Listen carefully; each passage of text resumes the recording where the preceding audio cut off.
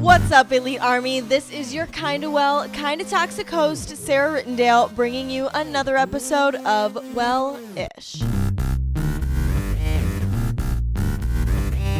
I've watched a lot of yours, and I love the authenticity. Like, I love the fact that it's you. They get you and your heart. Thank you. And I love it. I really appreciate that. When I watched that, I was like, simplicity and just authentic, and that's perfect. I love it. It's real, Thank you. And it's something that's missing today, and I really appreciate that.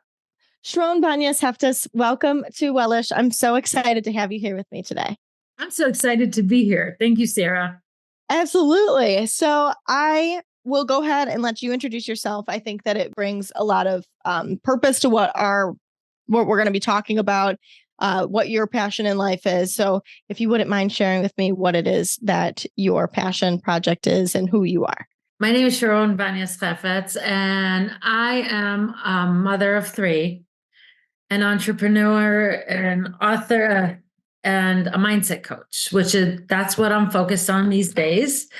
And I find my purpose in working with women, especially busy mothers, and trying to help them reconnect to their authentic self.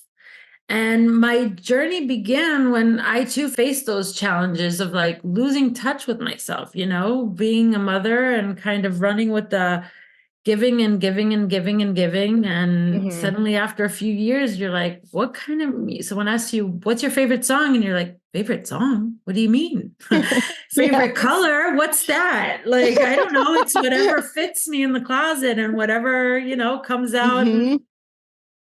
And I had to like reconnect to my inner voice. And a lot of work that I do focuses on like the inner dialogue and making positive inner dialogue, because our inner dialogue is so mean. We are so mean to ourselves, and releasing that victim mindset that we're brought up with, and establishing boundaries that get lost in times, and embracing a lot of mindfulness, different things. And mindfulness, not in the woo-woo sense, but more like just being intentional in everything that we do. And it helps so much because we don't need to be, we had a little bit of a chit chat, me and you, and we don't have to be perfect. We just need to know what we're doing. And sometimes we're so on autopilot that we kind of lose that. Totally. And we don't know, Absolutely. So did you say that this was something that happened to you, that you felt like you lost touch with the best version of yourself and who you were entirely? And is that what triggered you to? Yeah. Yes, completely. It was, telling you the truth, it was so hard for me to, as a mom. I was an entrepreneur. I thought I had, I had it all going on for me, and, my business and this, and I was, I was the shit, I got this and I can do it all. And I was a good daughter, and I was a big sister, and I was polite, and I had everything, and I didn't curse, and I was the perfect pleaser, and I did what was expected of me. And I could tell you, like, I'm from a Jewish background. Okay. And many of my friends and people, women that are from Catholic backgrounds, and the guilt, the respecting of others, and the pleasing, and of all the adults around you, and the authority is a big thing. And then we grow up, and it kind of molds us into this new version that's so disconnected from our voice and so disconnected from who we are, because we're so used to looking around us and trying to guess what we're expected to do, and what people want us to do, and how people are going to look at us, and how people are going to see us. And maybe I'm supposed to smile more. Maybe I'm supposed to hold, even to the point of like how I'm sitting at a table, Totally. Totally. Are you taking up too much space? The time that you're giving, how, if you're pretty enough, if you're doing enough, if you're working enough, if you're a good enough mom, all the things like you're talking about. It's crazy. This like human giver syndrome that all of us Yes. have inside of us. Yes. And it's like you think that you're doing the right thing. So what was the point then that it like switched off for you, or that you were like, holy shit, I can't live like this anymore? Like years went by. I was like 30 and married, and my biological clock was ticking. And then I started with my journey in motherhood, and that was like the best thing. Suddenly I was like, meaning, and I ran with it, and I was doing everything, and it was just like, okay, great, I got this too. And there's new meaning and new passion, but I was worn out. I was stretched so thin, and there was no room for me at all. And nothing was mine anymore. My sleep wasn't mine. My nights weren't mine. My thoughts weren't mine. My schedule, my body, like didn't feel or look like it did, or, and as I said, like clothes, it was like, I don't know. It just fits me great. What do you mean? What's my style? And it was just, I was working 7 days a week from morning to night, and I had some blood in my caffeine system until I went to the cardiologist, and he was like, lady, you got to chill, because my heart was skipping beats, and I thought I got it. Like I could do this. This was normal, because I was expected to do this, and this, and everything. Yes. And it didn't matter how much my husband was doing as well. It's my mind was expecting me to do everything that everyone was thinking that maybe I should do. Yeah, right. That's such a good point. So that then has led you into coaching women and moms to become their best self? Yes. Yes. Okay. Because after being burnt out and after doing that, finding that journey of kind of reconnecting and listening to me, like, what is it that you want? The understanding that, I was like, no, I'm a mom. There's no choice. This is what, no, but there is choice. Like just finding the little choices, even if it's choosing from the menu, you know what I mean? Like, totally. I can think this and I can think this. I always tell my friends, like, there's a 50-50 on everything. And I can worry about that doctor's appointment and look at that 50 and stress out, or I could choose to look at the fact that everything's going to be fine until that doctor appointment. And when things happen, things are going to happen anyway. Right. Absolutely. Yes.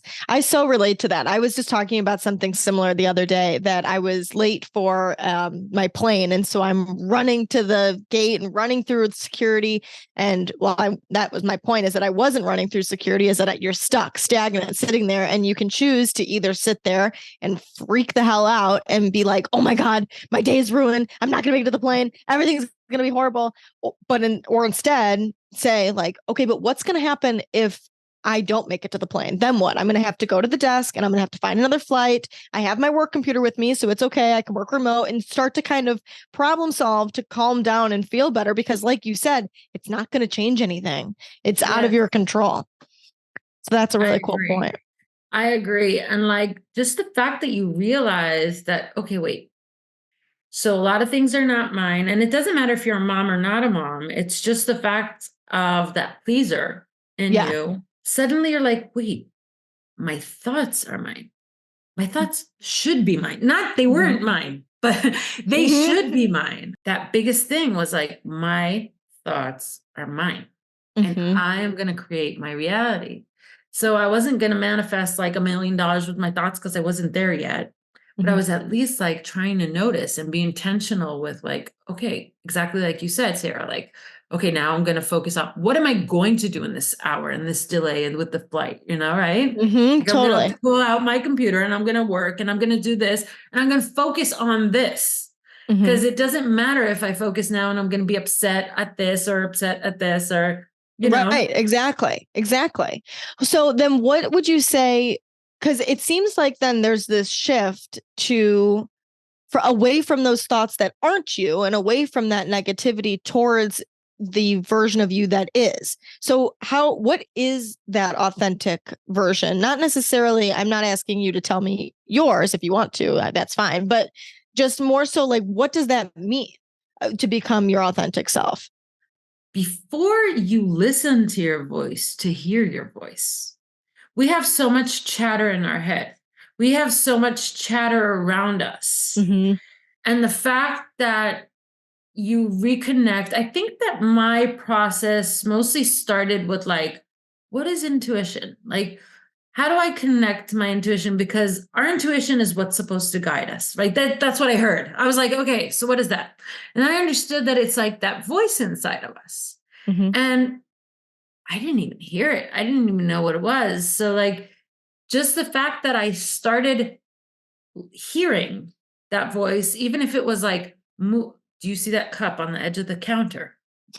And it was like, instead of just seeing that, understanding, dude, that's your intuition telling you to move the cup right now. And I was like, oh, that's what it means. So I started like doing those little things in the, in the little practical world, in my little, and it grew into my soul, and it grew into like, okay, this is not what I want to do right now. I'm not going out with my friends to please them, even if they're going to be disappointed.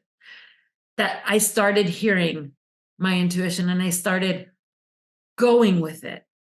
And I started making boundaries, once I understood my voice, I started creating boundaries that were like, okay, I go this far and you start over there.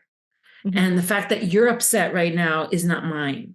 Mm-hmm. And kind of just like making more room and making more space for me, not in a selfish way.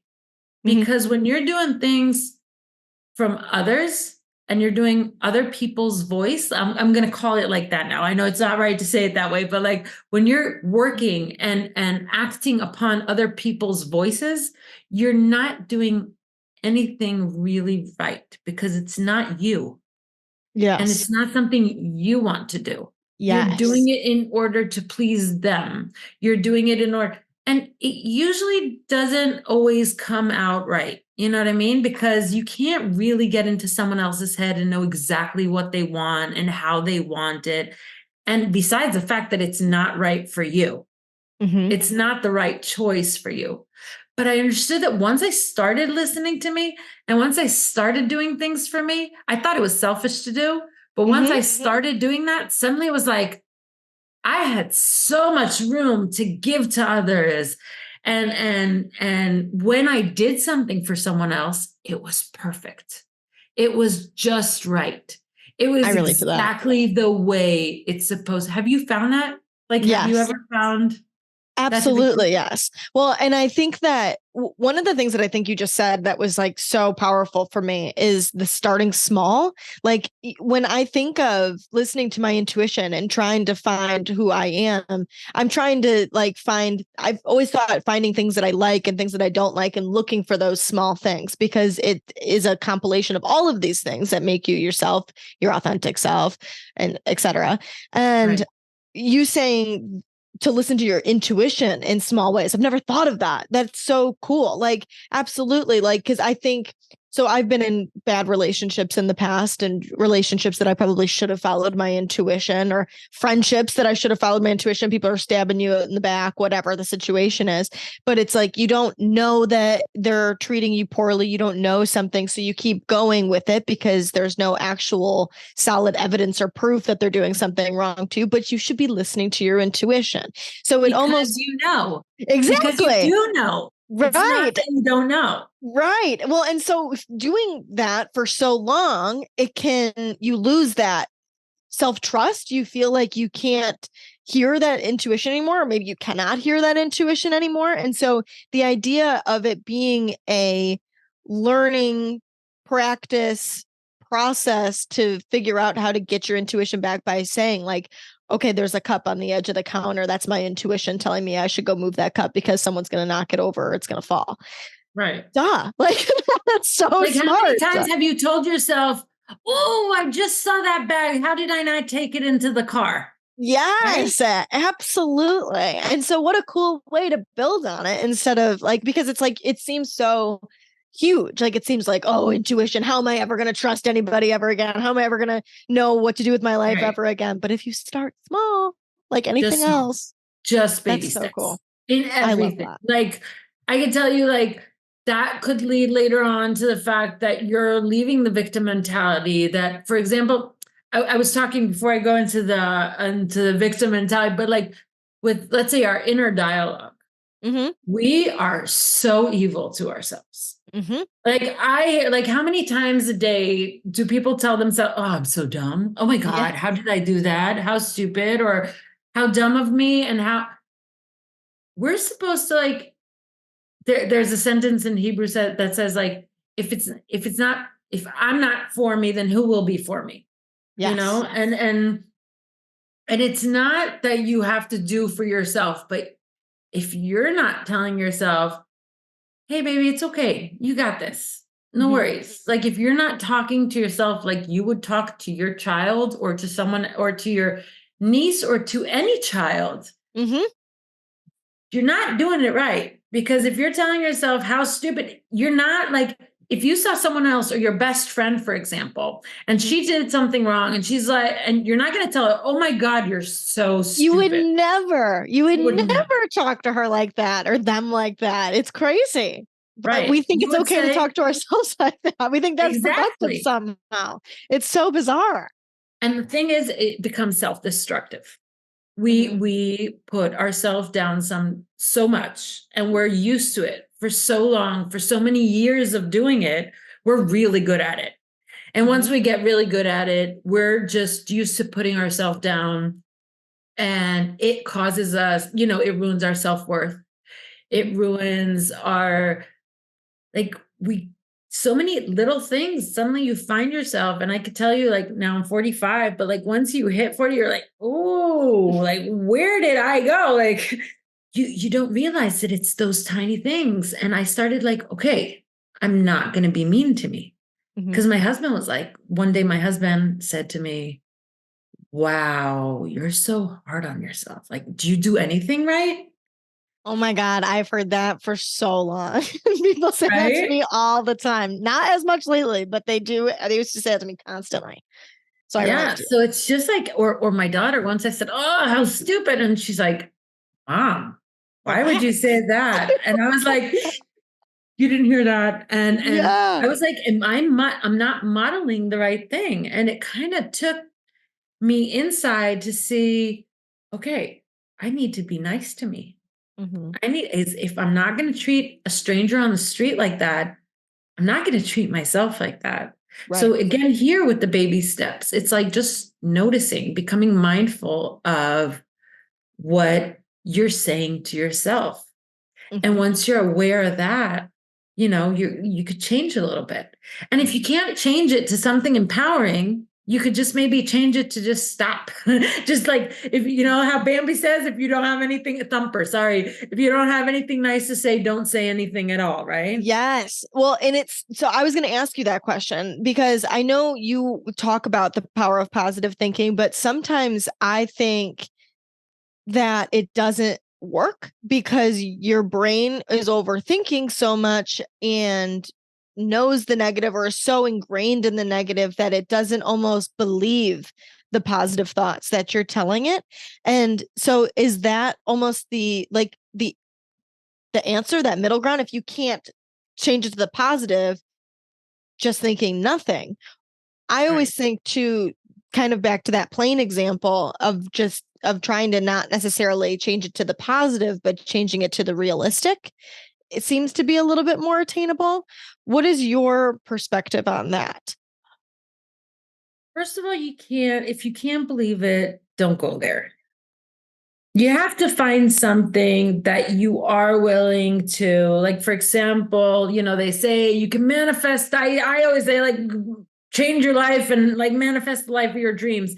But like, it all begins in baby steps, every little thing. And same like with your question, like we can't go to the positive all the time. It's like even annoying, right? Yeah. I could see all the horrible things that are happening and like I can't see the positive. It could be neutral. Mm-hmm. It's just shifting from that negative to something that you do believe in. Like for me, it was instead of, wow, fun, great, blah, blah, blah. It was, I'm getting better and better. I'm getting better and better. I'm getting better and better every day. I'm just doing a little bit better today. And I'm doing a little bit better. You know, like recently, my personal and professional worlds kind of clashed. Okay. And 4 months ago, I was diagnosed with high risk multiple myeloma with cancer. Oh no.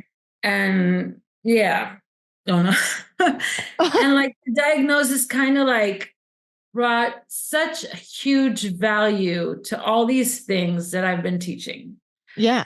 And it was like a lot of resilience and inner strength and positive thinking. And I was like, and everything was like fake. And they were telling me, you know, you're high risk. It's going to come back. It's not something that leaves your body. It's going to stay all your life. And can you pile on more negativity into my, you know, it was like, for real. yeah. And the key component that like I discovered was going back to those little things, you know, like I felt like this was my like final exam. Like they took all these things. I talk about resilience and inner strength and positive thinking and preparing, you know, and then it was like, now I really need to see if I can, now that I'm facing this horrible things with 3 kids and it's scaring the life out of me. Mm-hmm. I had to go back and connect with those things that I teach. And I understood that the biggest part that was missing from inner that gave me all these things was self-love, is basically giving yourself that space and practicing it, being nice to me, exactly like how I said, like just be nice to you. So exactly like with the baby steps and anywhere you're going to say, so I can't see the positive. Okay. Don't see the positive. Mm-hmm. Be nice. Mm-hmm. What can you see? What is a little bit better than what was yesterday? And if it doesn't work out, try again. You know, like I when I started on my journey with meditation, it was like, my brain is all over. Yep, I relate. Yeah. and I was like sitting and I was like, okay, I can't do this in years. I can't do this. And I know I need to do meditation and I need it. Need. So I changed it. I changed need to want. For me, that was a big change. Okay. I don't need to. I just want to. I don't have to. You know, a lot of times I have to do this and I have to do this and I have to do this. Absolutely. I want to do this. And it makes it, that's also you being nice to yourself because you're setting yourself up to accept the things that you want to do. And I just keep putting that little girl in front of me and saying, like, how would I talk to her? Mm-hmm. Because us being mean to ourselves and us being hard on ourselves and us stressing ourselves out and us not listening to our inner voice and us not listening to our intuition, I know that's what leads to all these diseases.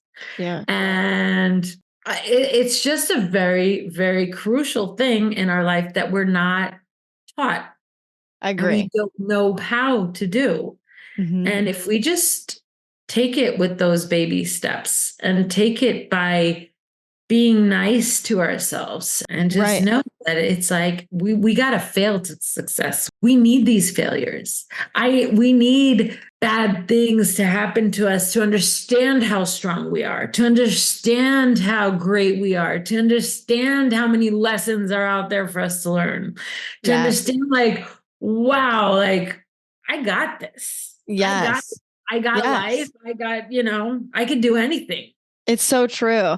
And I think too, the baby steps is huge just because I felt like as you were talking about, we were never taught that. You even if you go out and seek self-improvement or personal growth or anything self-help, typically when you read the books or are listening to the podcast, watching the videos, doing all the things, it paints it in this light of perfection. It paints it like, okay, once you do this, this, and this, you got it. Like you're gonna be great, you're gonna transform, you're gonna feel good, nothing bad is ever going to happen again. It's going to be wonderful.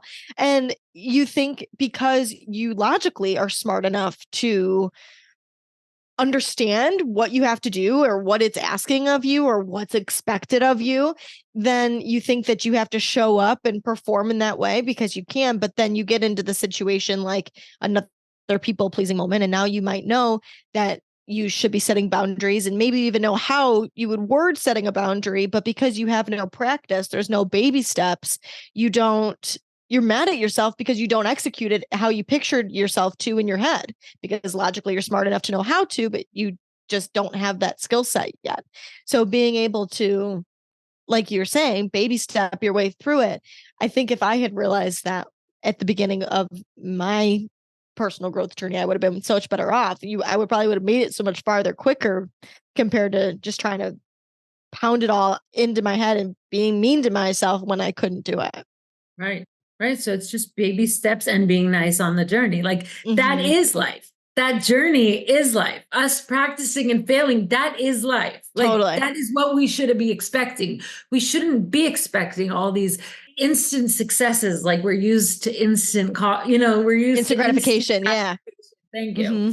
And it's just like we just better and better every day. It's just getting better and better. And like, just tell yourself, because our words shape our thoughts. And if we're mean to ourselves, we're not going to continue. And it evokes emotions and it inspires our actions if it's good. Because our words have the ability to heal us or to harm us. And there's everything we say or every feeling we have triggers like this release of different like hormones in the body, and it affects everything. So when we tell ourselves how horrible we are, we're feeling horrible. And when we're feeling horrible, we're attracting more of that, because that's the lenses in which we're looking at life today. Right. It's like, I had a bad morning. I woke up, it happened actually yesterday. I had a really bad morning. I woke up a little late. I didn't get my meditation done the way I wanted it. And I was like, okay, never mind. I'll do a shorter one. And then I dropped this box with basically everything in my shower on the floor. And I was like, okay, great opportunity to clean it. And you hear yourself and you're fooling yourself right now. You know what I mean? It's not like I really believe myself like, oh great, but I'm like, okay, great. It's going to be okay. Right now. Just hold it together. Get through this morning. That's so true. So funny. And then I go to the kitchen and the kids and like my 5-year-old's like talking. My girl needs me to do this. And besides that, you're making lunches and you're making snacks and you're making. And you're like, I woke up 5 minutes ago. How is all of this already going wrong? And then I'm like, okay, this is great. I have the opportunity to, and I learn, like, I tell myself these positive things, even though I don't believe it right now. And I'm like, okay, you know how sometimes a friend tells you it's going to be fine. And you're like, really? That's what you have to say right now? Like, it does not resonate. But sometimes the fact that you hear that and you hear it again and you hear it again and you hear it again, in the bottom line, it's going to be fine. That is so true. Yeah. I think repetition is so huge for me too. That like I used to think that I just would have to say something to myself once or learn something once and it would just stick and I would know it. Like walking into a restaurant and feeling social anxiety, that I thought that maybe one day I'll just overcome that and I won't have to worry about it again. But repetition is so huge that every time I go in, I have to say, you're going to be okay. It's going to be fine. What if you walk in here and you were acting like you didn't have social anxiety? What would that look like? Who is that person showing up as? Been repeating that 100 times. And then I'm okay. And then 2 days later, I go to something else and I have to repeat the whole thing all over again. It's not like it magically goes away. So the repetition is huge. And exactly. And it's fine. And you are fine. And it's just, you're better and better today than you were yesterday. Why do you think so many of us carry so much guilt for the way we live our lives? Because a lot of times we're expected to do, this is what I think, okay? Yeah. We're growing up and trying to please everyone and trying to do, I'm talking to all those pleasers out there. Not all of us are pleasers, but many of us are, or at a certain point were. Yeah, and totally.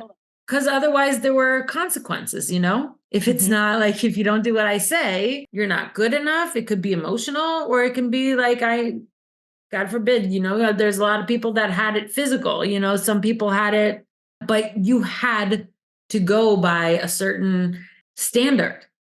Yeah. And a lot of times those things that were requested or it's more than requested. It was like asked of you to do, and you were expected to do. Yeah. Did not resonate with what you were feeling. So you got used to going against, our go-to is going against what we feel, because sometimes we don't even know what we're feeling or what we want, right? We don't hear that inner voice. Especially when you're a kid. Like, especially if you're a young kid, you just think you're just supposed to listen to what people tell you to do. Let that be your parent or a teacher, or even like then your peers, that you're like, oh, I'm not going to fit in if I don't do what they want me to do. Totally. So you're just used to doing all that.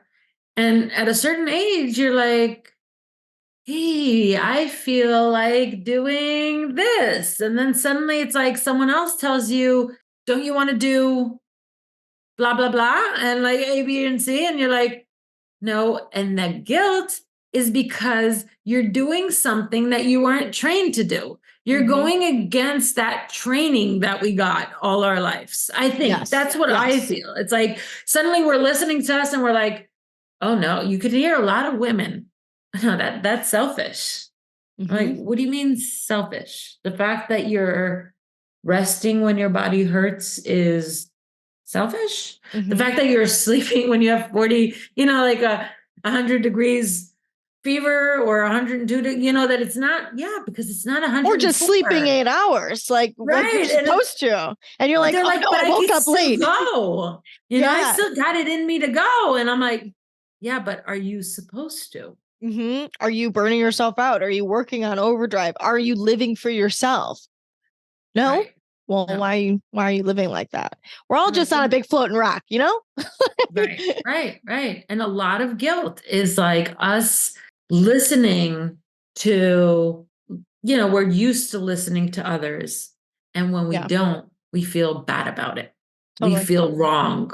We feel like we're not doing, like when my kids are like, oh, Mom, you didn't make this. And I'm like, oh, and you feel good. And I was like, no. And I tell myself later, like when I'm trying to deal with the guilt, it's not that I'm guilt-free completely, but I have this process with myself that it's like, okay, wait, hold on. I'm feeling guilt. Okay, great.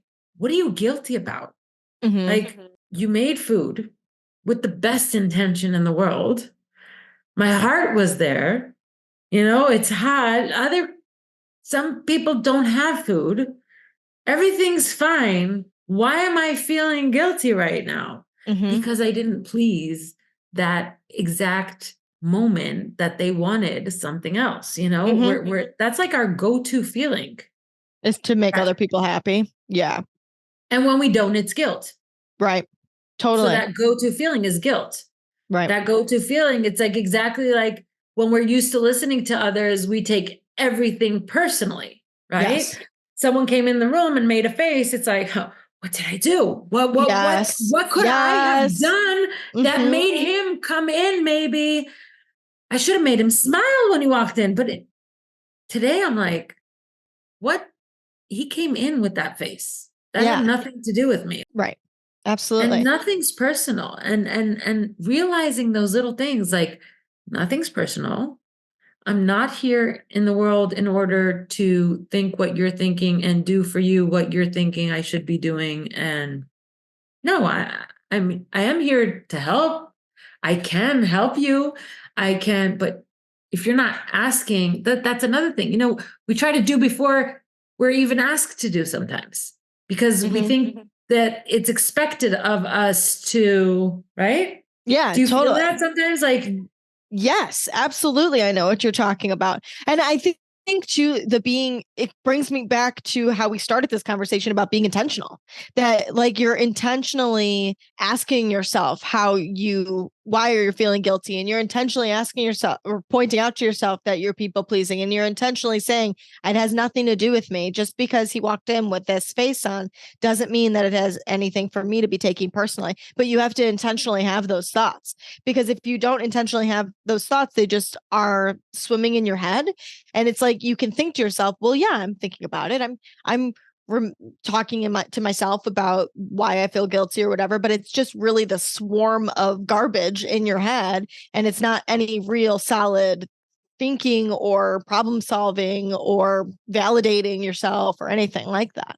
You're just, like I said, just have like a swarm of craziness happening around you. 100%. And when you understand that, like, your thoughts are going to create your reality, and your thoughts, you have a choice. Like, even if you're stuck and someone ties you down physically, your thoughts are still yours. Yes. That's something that you can control.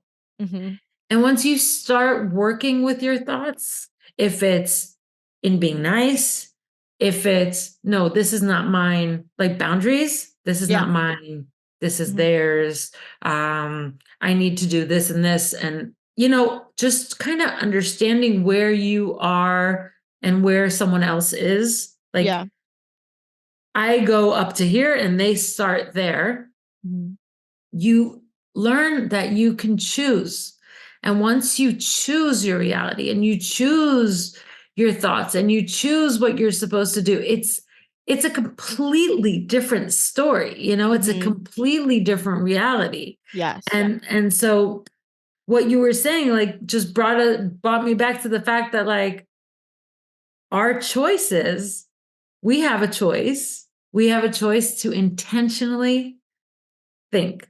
Yes. And if we take that in baby steps and we start with being nice, or we start with listening to that little voice that says, "Ooh, what's this bag? Maybe I should look in it." Like, and that feeling that you get sometimes. You look at something and there's nothing, and sometimes you look at something and there's that like extra feeling saying, like, what was that? And you keep walking and you're like, later on you're like, just listen to it. Just follow the intuition, because then you're building that practice of following your intuition. Is that like, so if you had to give advice to somebody that wanted to build that skill, like to build the skill of claiming your thoughts as yours and overcome that self-doubt, what would you say to them? First of all, it's not going to come in a day. And really, really go with baby steps.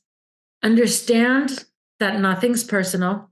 Understand that to listen to yourself, because it's before we listen to ourselves, we need to understand that listening to ourselves is not selfish. Yeah. It's not a bad thing. It's our guide. Yeah. It's really what we're supposed to do and how we're supposed to look at things and how we're supposed to. It brings us to our authenticity. Yeah. It makes us more authentic.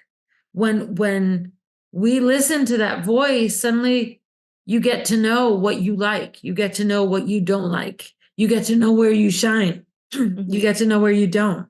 Learn how to recognize your thoughts and your voice. Know that when you understand that everything else is not personal and is not targeted, you allow yourself more to listen and to practice those tiny moments of choice, of intentional thinking. When I look at a menu today, I intentionally know that I have a choice. That is intentional choice. I have a choice I have a choice to go or not to go. A lot of times I hear myself say, yeah, but mm-mm. But for some reason, because it's in our head, we don't see it as the same. I totally know what you're saying. You look at a menu and you say, oh, okay, I have a choice to pick whatever I want on this menu to eat, whatever is going to satiate me. But instead, when we have it in our head, we're like, oh, okay, well, I guess I'm screwed. I have to listen to what my thoughts are saying. Instead of saying like, oh, I can choose any thought that I want. What if I said this and it was something that I was allowed to think, like that you were good enough, or that you were pretty, or that you had friends, or whatever. Right. And those thoughts, like, just even, again, it's not easy to switch them from like 180 degrees to go from 0 to 10. It's just like, first of all, even if you can't say, wow, I'm gorgeous and I'm radiant and I'm strong and I'm amazing, say, just stop saying the bad. Yeah. Yes. Right. Because you're not walking down the street and saying, hey, dummy, hey, ugly, hey, fatso, hey, right? We don't. Or even just becoming aware of it first. Like even just saying like, okay, like catching yourself, like, oh shit, I'm calling myself stupid, or, oh, nope, I didn't mean to say that about myself. And that's a progress step. And then turning the thoughts off, and then maybe starting to think positively. But I think when there's more room, it kind of comes naturally. Yeah, I agree. So it's just basically stop, as you said it perfectly, like becoming aware of the moments when we are not nice. Yeah. And telling yourself exactly like you would tell a little kid, be nice, be nice. Don't say that, be nice, just keep repeating that, be nice. And if someone else is not nice, what would you tell your child? What would you tell the neighbor's child? Yeah. If they come and tell you crying, and they come and tell you, a boy told me that, whatever, what would you tell them? Right. You would tell them, true. Not true. Or why are you listening? Or the fact that someone said it doesn't mean that it's true. Yeah. Why we prefer choose to spend time away from them. Exactly. Or choose to listen to what you think instead of what they think. Yes. Totally. Right? Because they maybe said it because their mom yelled at them this morning and they were, they came in a bad mood. It had nothing to do with you. Again, that takes me to like, it's not personal, Right. But it's just like becoming aware of your thoughts when you're nice, when you're not, when you're positive, when you're building yourself, when you're empowering yourself, and when you're putting yourself down. Yeah. And when you put yourself down, instead of just even tell yourself, oops, you're putting yourself down right now. Stop. Right. And continue. And even if you don't have a substitute, just move on. Totally. Like, stop and move on. What would you say is the best strategy for balancing self-improvement with self-acceptance? Because obviously it's just as important to not be harping on yourself constantly, to trying to be better and do all the things, improve. Like it's a good thing to set goals and to want to grow, but also it's just as important to say that you like yourself as you are and you're accepting of who you are now. And I'm always going to just be on this constant baby step practicing journey, for lack of a better word. I just tell myself I'm getting better and better. Like I am very temperamental. Like my vibe is very like up, down, I'm very like fire. Yeah. And so for me, it's a lot, like I go through that a lot. Like a lot of times I tell myself, there's that judgment in there. Mm-hmm. And just the fact that you're kind of, again, balancing that by taking those baby steps, you'll see the difference. Where did you, for example, find the biggest step in that? Mm-hmm. Where was yours? I guess realizing, like giving myself permission to not be perfect. Like I have such a thing with perfectionism and being hard on myself and feeling like if I don't do enough, then I'm not good enough. And like actually having to make the decision and give myself permission to not be perfect. And once that I heard that in something, it was like a speech or something I was listening to, give yourself permission to not be perfect. And it was kind of the like resonation that I needed, the click in my brain that I needed to be like, oh, okay.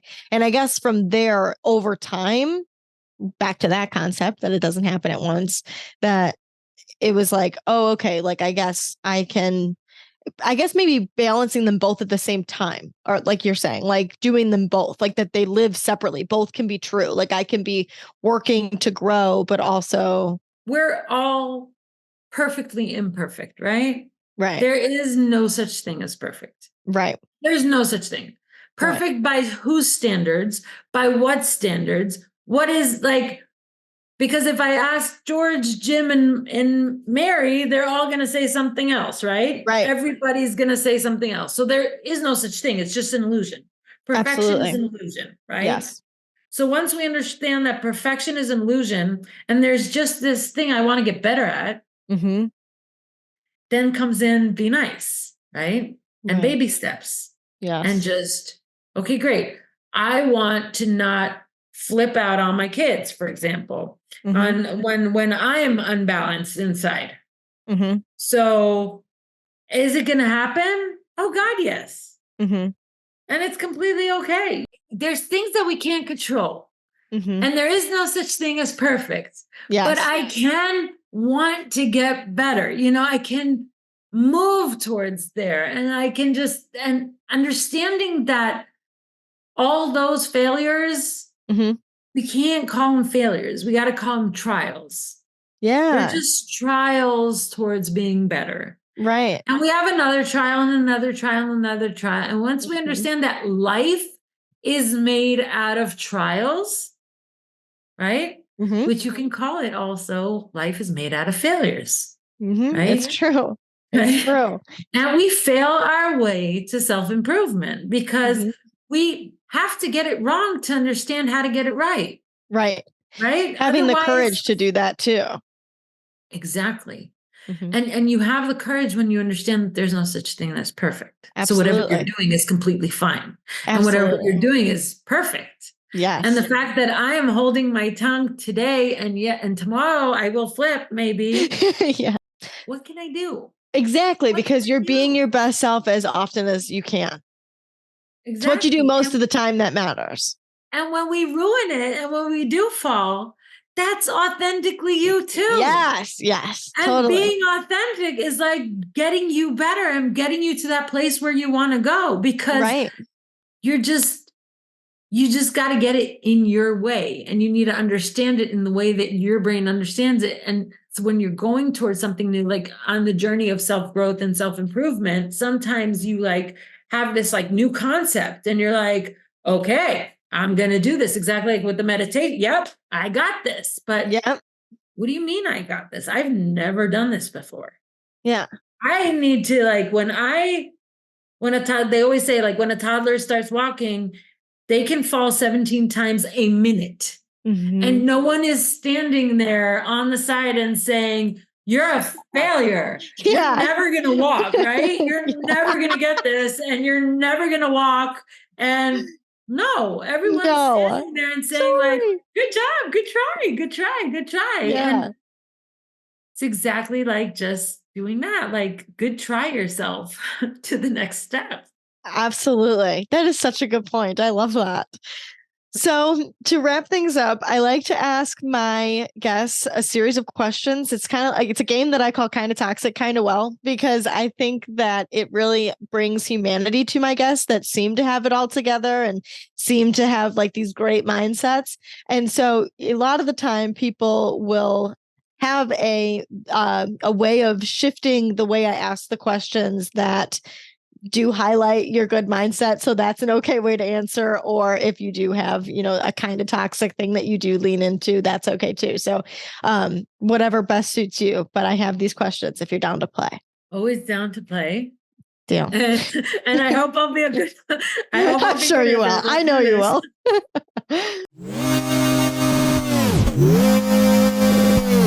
Okay, what or who are you jealous of? All those great self-empowerment people, all those Mind Valley pros. Amen. Same. Yeah. When is the last time you people pleased instead of doing or saying what you really wanted? Today. What'd you do? I'm helping, I'm taking a lot of my sister's friends to a retreat for her 40th birthday. Like each one's going, but I organized it. And I found myself trying to, like, they were trying to get the cars together, and I was like, okay, so you'll do this and I'll do this. Don't worry, I'll get this. And like so many different things in the organization that I was hearing myself take on myself. Mm-hmm. And my plate, as I told you, with this illness and so many other things and 3 kids is full. Yeah. And I was just trying to make it easier on others. Mm-hmm. And I Yep. caught myself on the way to coming back home. I was like, what are you doing? Not listening to you at all. And I actually left them a message and said, you know what? That was a very good idea. If you can bring that, that would be perfect. And I kind of tried to fix that on the way. Nice. That does feel like it feels strange when you like catch it and then try to change it too, because you're like, okay, release control. It's okay. 100%. 100%. When are you selfish? I know you talk about this, so I'm interested to hear what you say. When am I selfish? At the biggest time, the most like known time in the house is once the clock hits 9 p.m. and I declare to the house that it's mama time, and no one can interfere in that time. What do you normally do during that time? I do give myself like 20-30 minutes on my phone, which I don't usually scroll in my phone, and just kind of like, I give myself that. And then I reflect. I'm with my thoughts. And that's the biggest thing that I found that I don't do enough. Mm-hmm. So I don't really like think of my day and what I did, and I see if I had enough fun. And if I don't, I try and find something fun. Even if it's something fun to watch or something fun to do, or something just mama time. It could be going into the shower and being like in the water without thinking of the time. That's awesome. Yeah. Just like totally interrupted. I like how normal that is. Like how, like, it's not like, I totally thought you were going to be like, yeah, so I get down and I meditate and I do my journal and I do the reading and do all the things. No, you're like, I just spend time by myself. That's awesome. And when I say reflection, it's not like sitting down and journaling, which I wish I would do. Mm-hmm. It's a lot of just like, what horrible feeling am I feeling inside and I need to let go of, like, and I see if I can breathe that through. Who do I need to bless that I cursed today? You know what I mean? Like, who did I wish not the best things to today when I was driving? Maybe make peace with them. Like little things. And that whole process takes like 5 to 10 minutes. It's not like a big thing. It's just like connecting to myself again. What do you find yourself overthinking about? So much, so many things, mostly things that have to do with my kids and husband. It's like, what do I prepare? So like, even the snacks is like, yeah, but they're not going to eat the apples. So then we're going to do it, like little, not important things. And when I do catch myself, it's like, doesn't matter, does it? But it'll be okay. Yeah. But mostly things that have to do with them, with my kids. Makes sense. Yeah. What is a should you have let go of? To be available all the time for whoever needs me. That's a good one. I like that. What are you afraid of? That my mindset will not be strong enough to conquer this cancer. It will. You are strong enough. Yeah. I know Thank you. What do you not have empathy for? Oh, that's evil. That's an evil question. Whining. Okay. I like that. Good one. Yeah. Last one. If you could give one piece of advice to someone trying to become more well than toxic, what advice would you give them? I want to say self-love. But sometimes that's like telling people smile and be positive. So I'm going to take it down a notch. And I'm just going to say, which I probably said 100 times during this podcast, just be nice. Just be nice to you. I love that. Awesome. Thank you so much for being here. I've loved everything you've talked about. It's just so on point with Welsh, and I really appreciate your time. Thank you, Sarah. It's been such a pleasure to talk to you.